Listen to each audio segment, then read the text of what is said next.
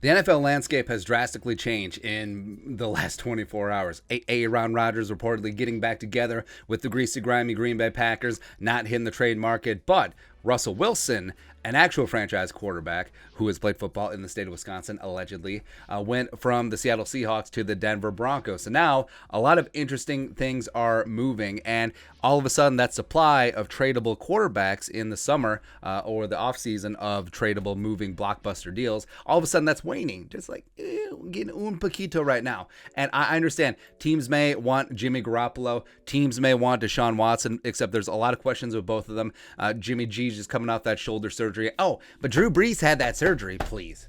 Jimmy G, not so much. And Deshaun Watson, who knows? Who really knows? So that means Kirk Cousins is the only bell at the ball in terms of tradable quarterbacks for your team to instantly beat contenders in 2022, and we can make a deal. Because what else are you going to do? Sign Mitchell Trubisky Ponder? You're going to trade up heaven and earth for Malik Willis? Is that what you're going to do? Huh? So Kirk is lonely. He's Mr. Lonely. He's the only QB that's tradable. All right, so we need to talk about what is going to be going on, and we need to come to an agreement. So teams that could be trading for Kirk. Panthers, yes, even though the reports are, they left at Kirk Cousins. I'm sure that was before the whole Aaron Rodgers things. That was before the whole Malik Willis blowing up the combine, maybe even putting him out of reach for the Panthers at 6. Maybe he goes 2 to the Lions, as well as Russell Wilson. The Panthers, they're just going to trade for Russell Wilson, please. And I understand the appeal of Deshaun Watson. Speaking of appeals, but he played in South Carolina at Clemson, and it's like, Carolina Panthers bringing him in, but there's so many damn questions with Watson. Does David Tepper, the owner, really want to put his team in that light? I don't know. But David Fritter, the GM, as well as Matt Rule, the head coach, they need to start winning some games, homie. Otherwise, they're going to be gone. That 7-year contract that he stupidly got, woo.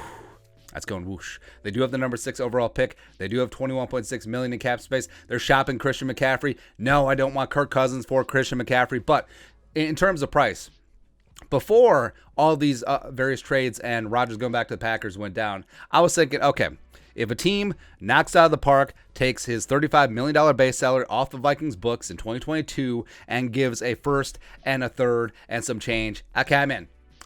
But now, since the price of poker is going up, baby, because supply, restricted. Demand, still there. So that means price, shooting up, baby. And so Russ was traded for 2 firsts, including the number 9 overall pick, 2 seconds, a 5th, and 3 players who, so Kirk is going to be at least 2 1s. 2 1s. Again, price going up. Washington. So we listed Washington because we believe in hilarity. And technically, Kirk never played for the Commies. All right, so it's a new day, a new dawn. Maybe they push Daniel Snyder out, and maybe Kirk would be amenable to a return to the Capitol. I'm sure Washington fans would be like, okay, no. But they have the cap space. They have the number 11 overall pick. Hey, Washington, 11 and your second rounder and a future third or 2 firsts. Let's get this thing done. Yeah, you've never shied away from blockbuster trades before. The Browns have the number 13 overall pick selection. So for the Vikings, it would be really damn nice to have 2 back-to-back picks in the teens. The Browns also have $17.9 million in cap space. Now, asterisk there, because we put an asterisk at some of these cap numbers because they currently have their quarterback, which obviously they would get rid of if they acquire Kirk Cousins. So that would free up some more space in most situations, like Jimmy G and the Niners, like Baker and the Browns. So, Eagles. So the Eagles are interesting because the reports are that a couple of NFC East teams inquired about Russell Wilson, and the Eagles, even though Jalen Hurts seems okay, obviously they would be interested in Russell Wilson. So, hey, Eagles, how about Jalen Hurts, number 15, and a second-round pick for Kirk? Bring him back to the NFC East where he just dominates, man. You got the cap space. Saints, not so much. Not so much. I think the Saints are perfectly fine just taking a knee on this season. Dennis Allen is going to be sort of the scapegoat patsy, and then they'll start anew in 2023 when they get some of this dead cap off the books. They're going to lose everyone. They're going to lose Terron Armstead. Maybe they'll lose some of the free agents on defense, so it's going to be a mess. It's going to be a mess, man. You hate to see it. Steelers. So Steelers actually could be in because the Steelers reportedly were checking out Russell Wilson. They were checking out Aaron Rodgers. And we're going to trade for Jimmy G. You want Jimmy Garoppolo and his noodle-ass arm in cold weather? Is that what you're going to do? Or hope that Kenny Pickett makes it to 20? You're going to start a rookie? Or you're going to start Mason Rudolph? Is that your plan? Huh? I mean, Steelers, Mike Tomlin, he's never had a losing season. They have standards in the Steel City. Kirk Cousins would put you up here. You got the cap space. Let's make a deal. 20 and your next year's first-round pick. Come on. Come on, man. Tennessee Titans, the mess that is Ryan Tannehill. If you put Kirk Cousins on the Titans, they probably don't lose in the first round. Just putting that out there. But the Titans have some cap issues. But if they do move on from Tannehill in some way, some fashion, Kirk Cousins sliding on in. Now, since we're getting towards the back end of the first round, I'll take 26, next year's first rounder, and then also next year's third rounder, or somewhere in that neighborhood. Bucks. So Bucks have some cap issues. They just franchise tag Godwin, so that's $1 bajillion. But yeah, are you really going to go with Blaine Gabbert, or are you just hoping and praying that a quarterback gets to you at 27, or are you going to sign Mitchell Trubisky Ponder? Is that what you're going to do? Like, is that the plan? Please. Colts. So the Colts don't have a first-round pick because of the Carson Wentz trade, and now they're apparently ready to give up on Carson Wentz. He has no trade value. They're going to have to eat some dead cap. Fortunately, the Colts have a ton of cap space, so they can make this work. But since it's not a first-round pick, hey, Colts, I mean, Quentin Nelson, we can't do that. Although we should. We should. But 47, next year's first-round pick, and then the first-round pick after that. Or 2-1-2. Somewhere in there, even though they've already given up some picks for Carson Wentz. Chris Ballard, he needs a winner, man. Frank Reich, they're a little bit desperate. Jermer is a good owner, and he's a patient man, but I don't think that he's that patient. Put Kirk Cousins on the Colts right now with Pittman, with Jonathan Taylor-Thomas, with that solid offensive line, with Frank Reich, and I think you could make some noise in the AFC South. You could wrestle that thing away from the Tennessee Titans. And they got the Niners. So the Niners are interesting because they trade up heaven and earth to 3 to go get Trey Lance. And I don't know, mixed reports so far. I believe in Trey Lance, a pride of NDSU, but he needed some seasoning. I think that he's a guy that could sit for a year, maybe 2, before he's ready to rock and roll. But could you imagine?